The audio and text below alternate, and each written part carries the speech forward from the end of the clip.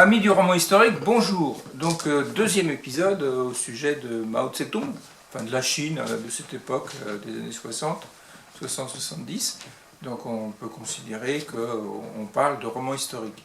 En l'occurrence, il s'agit de Balzac et la petite tailleuse chinoise de Dai Siji. Voilà. Et donc c'est un très joli roman qui est paru un bout de temps quand même. Puisque c'était, je crois, la première parution en France, c'était en l'an 2000. C'est le 21e siècle quand même. Voilà. Donc c'est un joli ouvrage. Donc j'avais lu des passages sur une biographie de Mao Tse-tung, de Philippe Short, la dernière fois. Voilà, donc ça c'était sûrement chez Perrin, enfin, ça se trouve facilement sur internet. C'est peut-être toujours publié, c'était en 99, donc c'est peu de temps avant que le roman a été écrit. Donc, vous avez vu, je me suis presque déguisé en veste Mao, une veste de Mao du Sud quand même, voilà. Et puis j'ai des lunettes d'intellectuel donc marxiste de l'époque presque. Oui. Voilà, donc je suis mis en situation. J'ai mis aussi un livre, une biographie de Chiang Kai-shek, l'ennemi de Mao Tse-tung, le chef du Kuomintang, qui ira ensuite à Formose. Donc l'histoire continue, le parti communiste chinois aujourd'hui veut récupérer Formose. Voilà, ça sert à lire, à comprendre l'actualité, notre vie d'aujourd'hui, l'histoire. Et puis à la rêver, le roman historique. Voilà, donc je vous lis des passages. Donc page 9, c'est un jouet. Page 9. Page 9. Oui, enfin, il faudrait que je vous dise aussi qui est Dai Siji. Donc d'origine chinoise, Dai Siji vit en France depuis 15 ans, enfin, depuis, par conséquent, c'était en 2000. Donc ça nous fait depuis 1985. Il a réalisé 3 longs métrages dont Chine, ma douleur, Balzac et la petite tailleuse chinoise, c'était adapté. Mais la petite tailleuse chinoise est son premier roman. Voilà. Donc page 9, le chef du village, un homme de 50 ans, est assis en tailleur au milieu de la pièce, près du charbon qui brûlait dans un foyer creusé à même la terre. Il inspectait mon violon.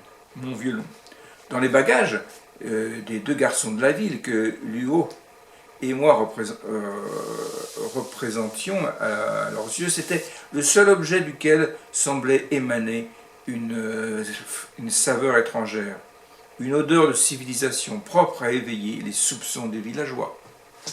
Un paysan approcha avec une lampe à pétrole pour faciliter l'identification de l'objet. Le chef souleva le violon à la verticale et examina le trou noir et la caisse comme un douanier minutieux cherchant de la drogue. Je remarquai 3 gouttes de sang dans son œil gauche, une grande et 2 petites, toutes de la même couleur rouge et vif. Levant le violon à la hauteur de ses yeux, il le secoua avec frénésie, comme s'il attendait que quelque chose tombât du fond noir de la caisse sonore. J'avais l'impression que les cordes allaient casser sur le cou, et les frettes s'envolaient en morceaux. Presque tout le village était là, en bas de cette maison surpilotée perdue au sommet de la montagne. Des hommes, des femmes, des enfants grouillaient à l'intérieur, s'accrochaient aux fenêtres, se bousculaient devant la porte, comme rien ne tombait de mon instrument. Le chef approcha son nez du trou noir et renifla un bon coup. Plusieurs gros poils longs et sales qui sortaient de sa narine gauche se mirent à grelotter. Toujours pas de nouveaux indices. Il fit courir ses doigts calleux sur une corde, puis une autre. La résonance d'un son inconnu pétrifia aussitôt la foule, comme si ce son forçait chacun un semi-respect. « C'est un jouet », dit le chef solennellement. Voilà. Donc, C'est une Chine de l'obscurantisme à l'époque, il faut bien le dire. La Chine de Mao. Voilà. Donc ensuite, page 32, la princesse de la montagne, page 32. Ce sont de belles lignes écrites par cet homme. Voilà, donc c'est écrit directement en français, je crois. Oui, oui, il n'y a pas de traduction. Oui, c'est écrit en français à l'époque, chez Gallimard. Donc, la princesse de la montagne du phénix du ciel portait une paire de chaussures roses pâles, en toile à la fois souple et solide, à travers laquelle on pouvait suivre les mouvements de ses orteils à chaque coup qu'elle donnait au pédalier de sa machine à coudre. Ces chaussures étaient ordinaires, bon marché, faites à la main, et cependant, dans cette région où presque tout le monde marchait pieds nus, elles sautaient aux yeux, semblaient raffinées et précieuses. Ses chevilles et ses pieds avaient une jolie forme, mise en valeur par des chaussettes en nylon blanc. Une longue natte grosse de 3 ou 4 centimètres tombait sur sa nuque, longeait son dos, dépassait ses hanches et se terminait par un ruban rouge flambant neuf, en satin et soie tressée. Elle se penchait vers la machine à coudre, dont le plateau lisse reflétait le sol de sa chemise blanche, son visage ovale et l'éclat de ses yeux. Sans doute les plus beaux du district de Yongjing, sinon de toute la région. Une immense vallée séparait son village d'une autre. Son père, l'unique tailleur de la montagne, ne restait pas souvent chez lui dans cette vieille et grande demeure qui leur servait à la fois de boutique et de maison d'habitation. C'était un tailleur très demandé. Quand une famille voulait se faire de nouveaux habits, elle allait d'abord acheter du tissu dans un magasin de Yongjing, la ville où nous avions assisté à la projection de cinéma. Puis elle venait à sa boutique discuter avec lui de la façon, du prix et de la taille qui lui convenait pour la fabrication des vêtements. Au jour du dernier rendez-vous, on venait le chercher dès le petit matin, respectueusement, accompagné de plusieurs hommes robustes, qui, tour à tour, porteraient sur leur dos la machine à coudre. Donc c'est une description de la Chine de l'époque. Voilà, ensuite, page 44, la petite marchande de fleurs. Page 44.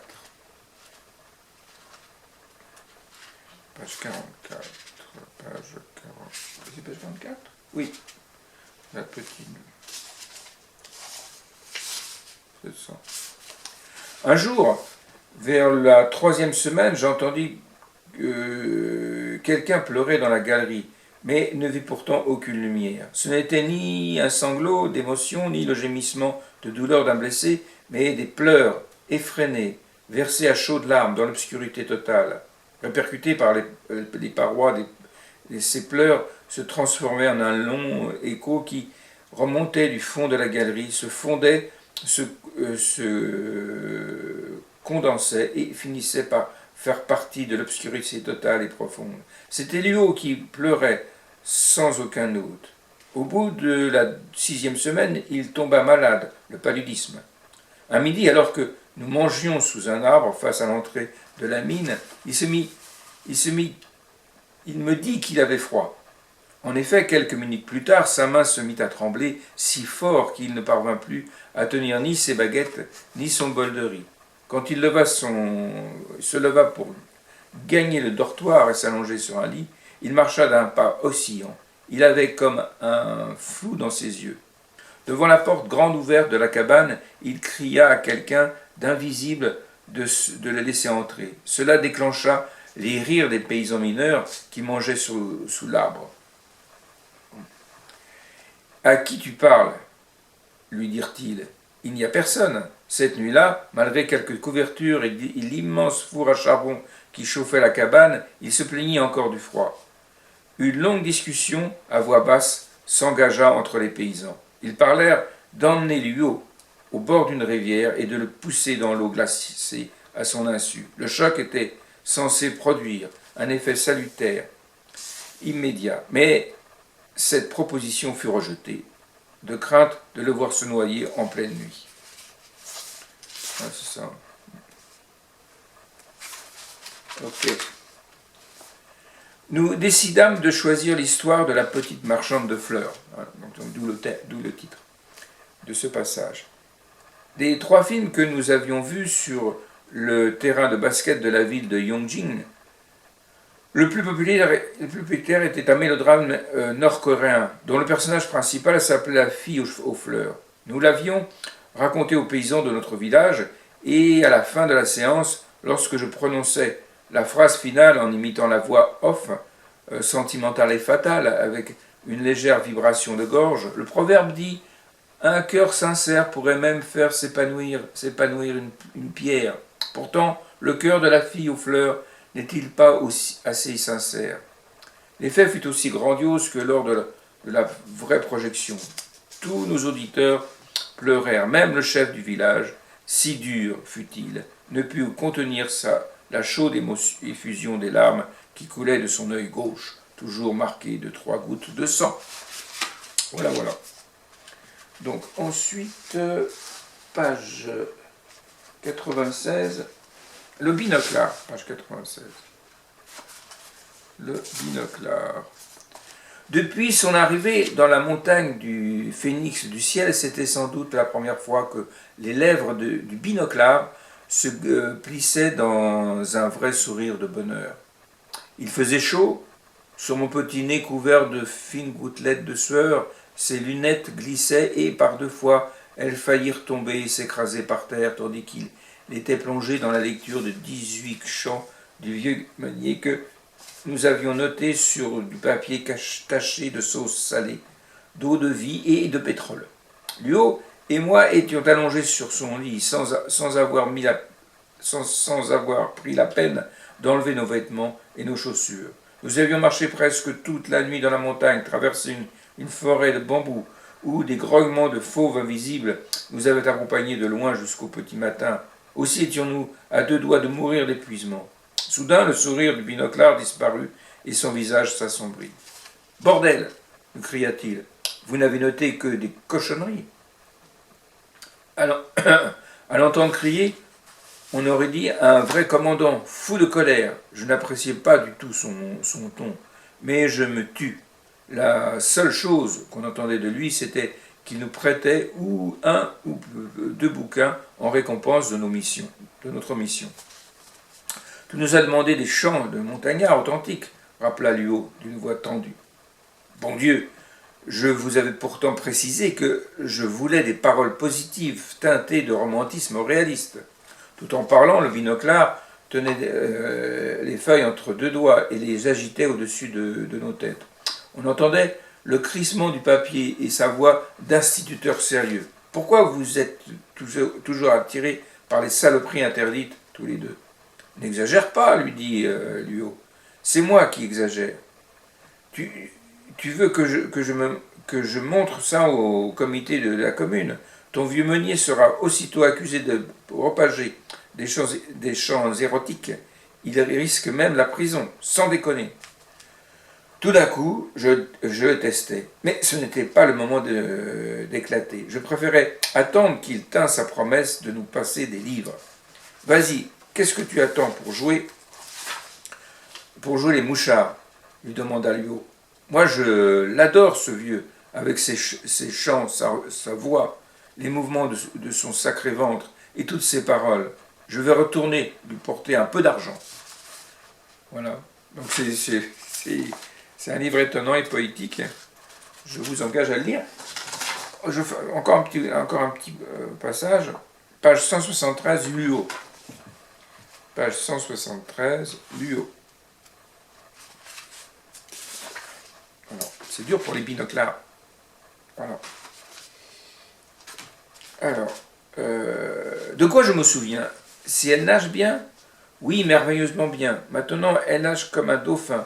Avant, non, elle nageait comme les paysans uniquement avec les bras, pas les jambes. Avant que je l'initie à la brasse, elle ne savait pas écarter les bras. Elle nageait comme les chiens. Mais elle a un corps de vraie nageuse. Je lui ai juste appris 2 ou 3 choses. Maintenant, elle sait nager, même la brasse papillon. Ses reins ondulent, son torse émerge de l'eau dans une courbe aérodynamique et perfectionnée. Ses bras s'ouvrent et ses jambes fouettent l'eau, telle la queue d'un dauphin. Ce qu'elle a découvert toute seule, ce sont les sauts périlleux. Moi, j'ai horreur de la hauteur, alors je n'ai jamais osé en faire. Dans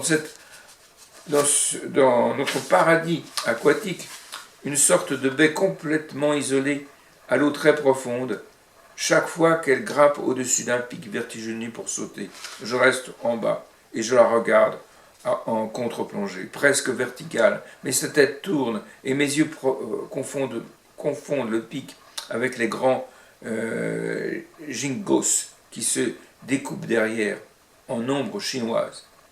Elle devient toute petite comme un fruit accroché au sommet d'un arbre. Elle me crie des choses, mais c'est un fruit qui bruisse. Un bruit lointain, à peine perceptible à cause de l'eau cascadant dans les pierres. Soudain, le bruit tombe en flottant dans l'air. Il vole à travers le vent, dans ma direction. À la fin, il devient une flèche purpurine, fuselée, qui pique la tête dans l'eau, sans grand bruit ni éclaboussure. Avant d'être enfermé, mon père disait souvent qu'on ne pouvait pas apprendre à danser à quelqu'un. Il avait raison. C'est la même chose pour faire des plongeons ou écrire des poèmes. On doit les découvrir tout seul. Il y a des gens que vous pouvez entraîner toute la vie. Ils ressemblent toujours à un roc quand ils se jettent dans l'air. Ils ne pourront jamais faire une chute comme un fruit qui s'envole. Voilà, livre très poétique, mais où derrière il y a l'ombre de Mao Tse-tung et de ce terrible régime dictatorial. Voilà, donc les deux livres que je voulais vous présenter sur ces 2 semaines. La prochaine fois, on ira sur un tout autre sujet. Souvenez-vous que vous pouvez venir causer avec moi à l'espace culturel Leclerc de Sker samedi, hein, donc demain, après cette diffusion. Si toutefois vous êtes dans le Finistère ou dans le proche Morbihan ou par là, quoi. Voilà. Je vous souhaite une bonne semaine à tous et à très bientôt. À bientôt.